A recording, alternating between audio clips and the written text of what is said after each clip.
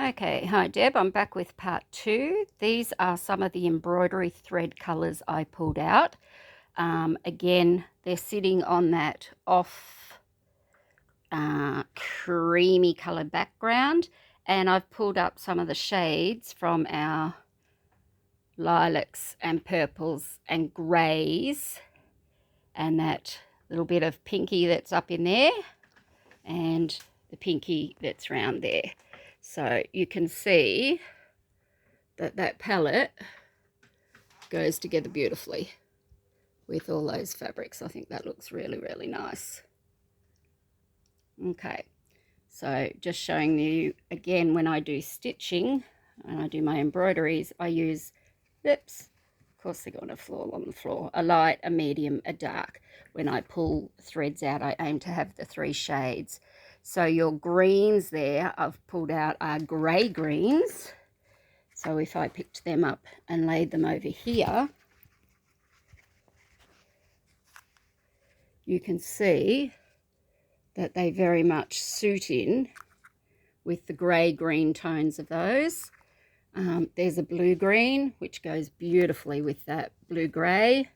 And again, a blue, because some of the embroideries there are the boy teddy bears. So that's a really, these are all matte. They're all sort of murkier tones, no fresh ones, because of those two there are sort of the freshest. And look at the, I don't know if you've used beautiful variegated perlate threads, but these are beautiful. You can see the twist that's already in the strands, and they're gorgeous to stitch with. You get really lovely high stitches. So again, see them there. And stitching with these is the equivalent of stitching with about 3 strands of thread, and you get a really nice result. So again, if I take you into the blues, you can see the twist that's in the thread. That's really lovely. Okay, so that's the colorings that I had out at that. Now, if you were looking to take it one step more, I'm going to expand up on the table here and just show you that little corner there. And that also is my French fabrics in there. So some of the same prints. These are the same prints. Quite a tone-on-tone light pink one, light pink, and then you've got this little bit of, and again the chambray. See how you can see that linen-y sort of look to it? They're beautiful French chambrays. And again, the same polka dot that is in the other one, same backgrounds. And if you see what that goes to that, it just adds that little bit of colour. So we go from completely grey purple tonal, which is really lovely, to a bit of colour in that one. And then I'm going to bring this set across and just show you with that set.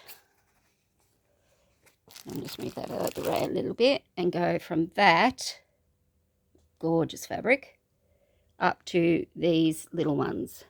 So again, you'll see they're in that quite, that's showing a little bit brighter than what it is, just the lighting at the moment. But they're in that quite subdued tone.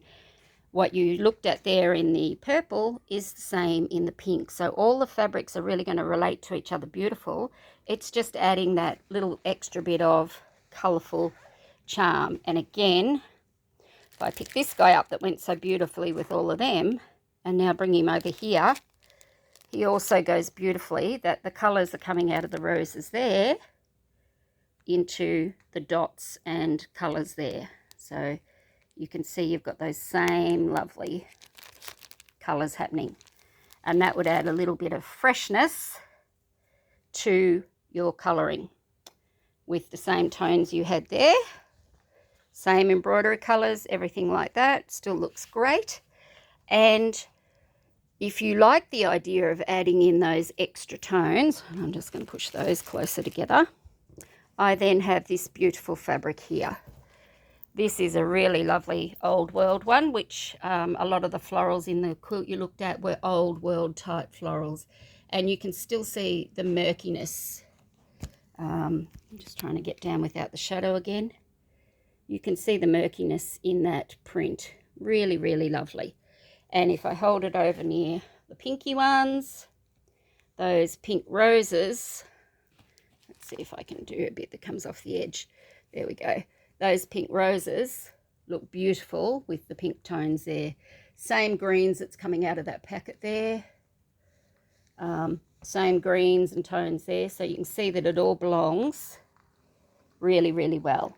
So if you wanted to add that bit more freshness, that's a gorgeous old world one, florals on that.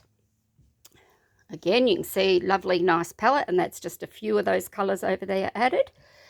I'm now going to swing you around this way and go, if you really want to add a bit more freshness, we have these lovely tones. And again, they're in old world florals.